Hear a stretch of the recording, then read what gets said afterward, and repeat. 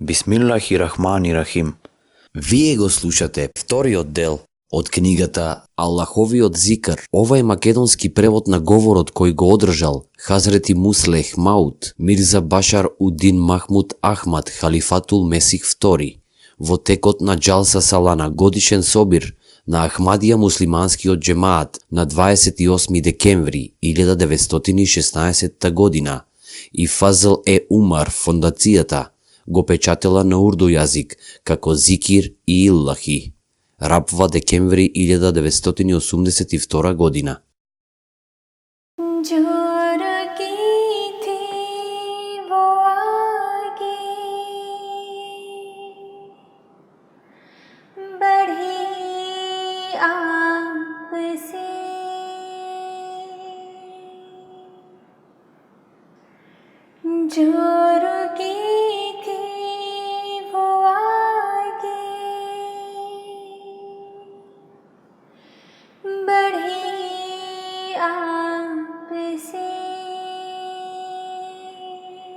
Задолжителниот ибадет поставува прифатлив стандард, кој во целост го исполнува, ке нема вина.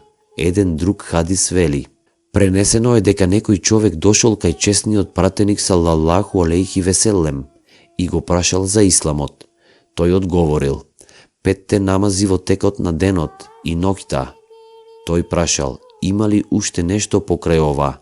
Честниот пратеник салаллаху алейхи веселем рекол: не, освен ако самиот ти не сакаш. Честниот пратеник салаллаху алейхи веселем продолжил: пост во текот на месец Рамазан. Човекот повторно прашал: има ли уште нешто покрај ова? Честниот пратеник салаллаху алейхи веселем одговорил: не, освен ако самиот ти не сакаш, доброволно. Тогаш честниот пратеник салаллаху алейхи веселем му раскажал за зекатот. Тој го повторил истото прашање и добил сличен одговор.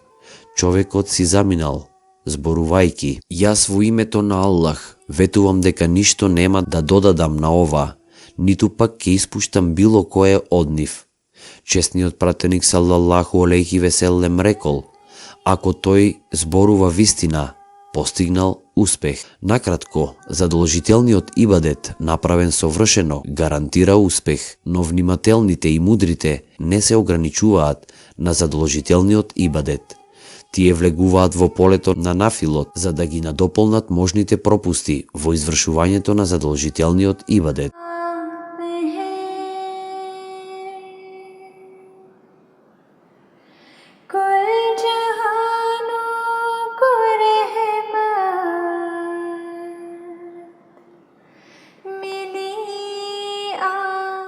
Например, пропишени се 5-дневни намази, меѓутоа можат да се појават грешки или пропусти во текот на било кој од нив и така тие ќе станат бескорисни. На судниот ден ќе има задолжителен долг за сите такви пропусти во намазите.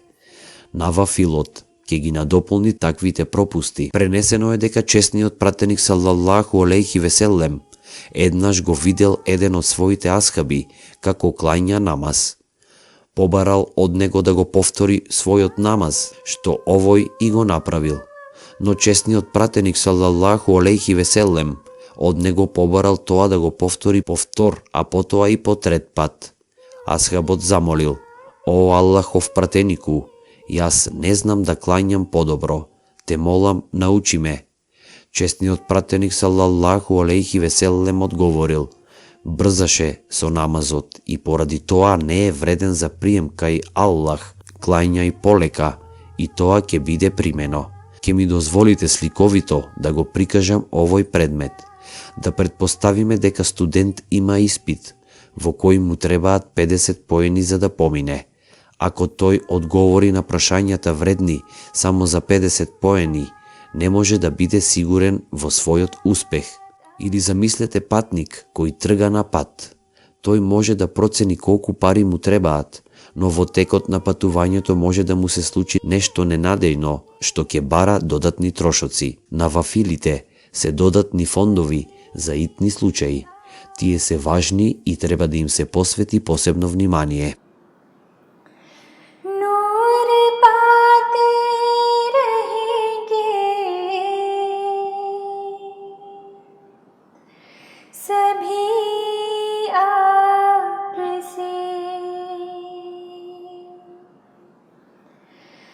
Погрешното разбирање на зикр.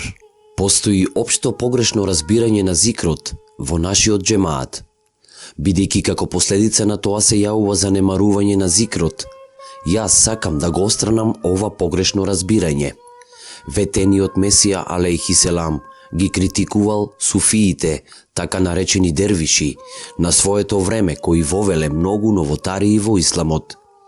Тој истакнал дека нивното непрекинато повторување на разни фрази на зикр е бескорисно. Ова е време исламот да се брани од нападите на непријателот. Ветениот Месија алейхи селам ги критикувал и тие тоа навистина го заслужиле, но некои ахмади муслимани погрешно го разбрале. Сосема е погрешен заклучокот дека седењето на едно место и спомнувањето на Аллах нема вредност. Сите форми на зикр се наменети за пофалба на Аллах и да го величаат неговото име. Ветениот Месија алейхи селам ги критикувал оние кои со зборовите ја изразувале Божјата слава во приватноста на своите домови, но не им се спротиставуваат на непријателите кои истураат навреди на неговото свето име. Тој ги предупредил бидејќи биле немарни. Тие не ја вршат својата должност, која се состои во повикување на луѓето во добро и во спречување на злото. Нивните постапки еднакви се на дволичноста.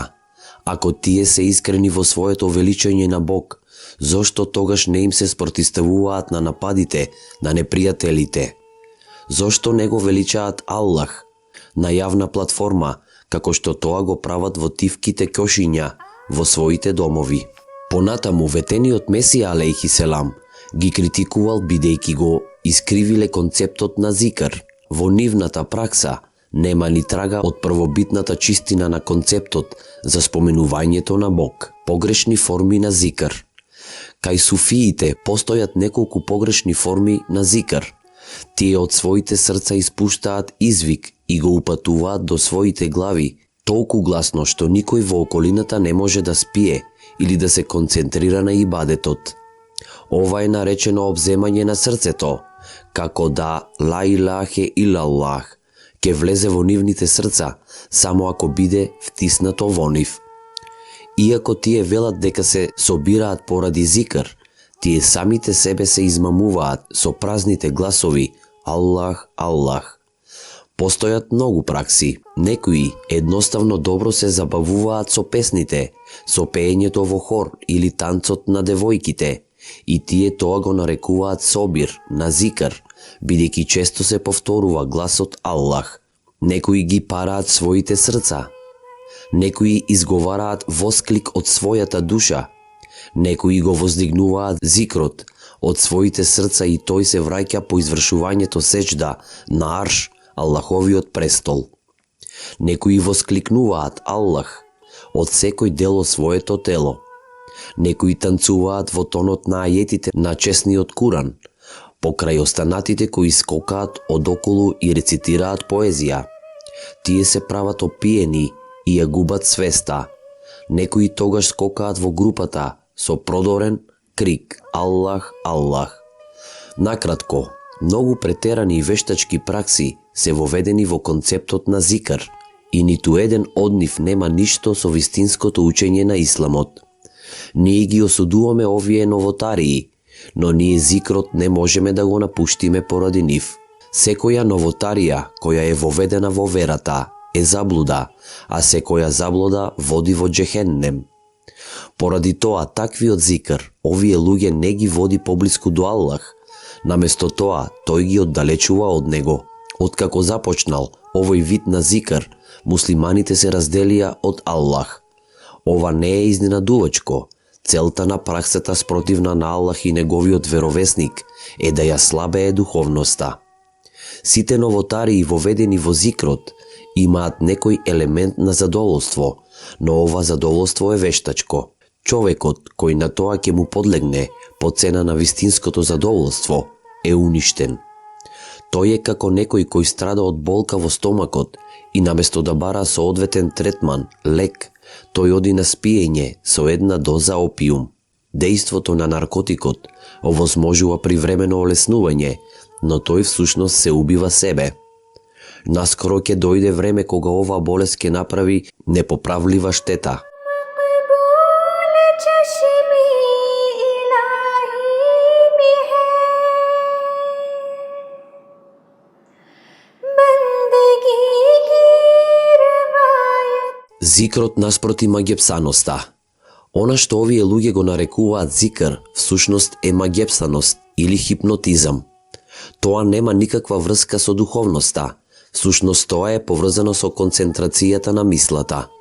Семокниот Бог на човечкиот ум му дал моќ да може со концентрирана мисла да произведе силна последица. Со таква концентрација може да се добие чувство на задоволство, слично на она кое се добива од опиумот, кокаинот и марихуаната. Овие чувства не се вистинско задоволство, туку состојба на нечувствителност. Таквите луѓе се залажуваат дека со рецитирањето на Аллаховото име добиваат задоволство. Впрочем, дури и ако изговараат Рам, хинду назив за Бог, нивните чувства нема да бидат поинакви. Пренесено е како некој угледен муслиман патувал со лагја, го започнал својот зикр со полна концентрација. Останатите во лагјата, повеќето хинду, му се придружиле во изговарањето на Аллах, Аллах. Меѓутоа тоа не влијаело на хинду аскетите. Муслиманот ги управил мислите кон овој аскет, кој пак со поголема сила се сосредоточил на муслиманот. Наместо да влијае на аскетот, муслиманот самиот бил под неговото влијание. Тој сосема несвесно почнал да изговара Рам, Рам. Муслиманот бил вчудоневиден и сватил дека правењето зикр на овој начин е бескорисно.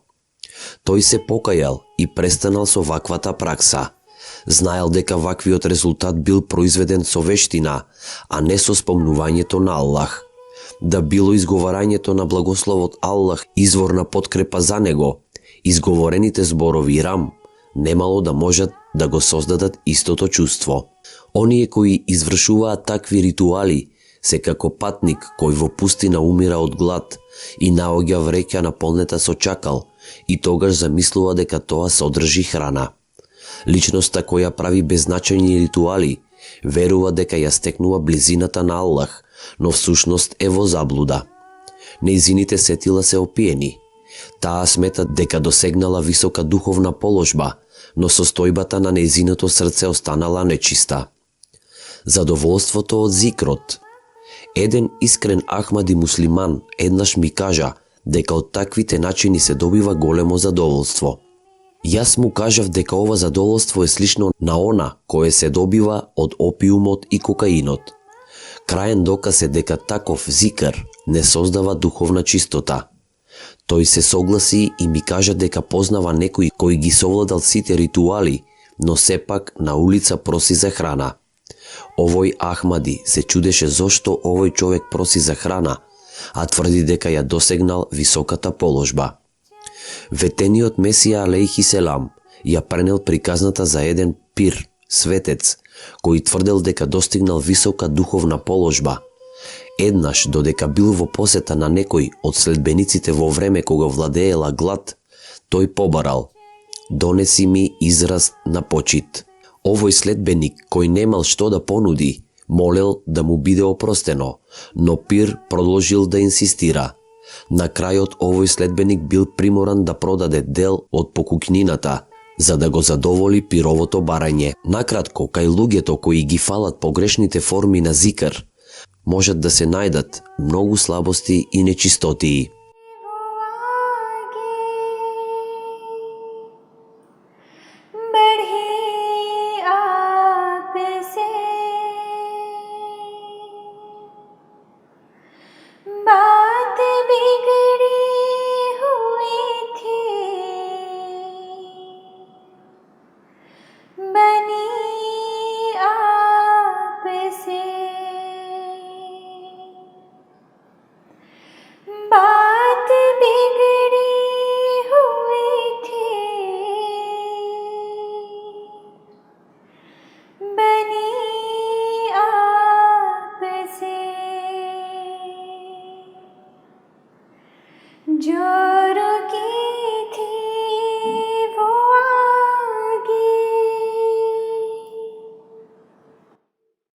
Денес го завршивме вториот дел од книгата Аллаховиот зикр.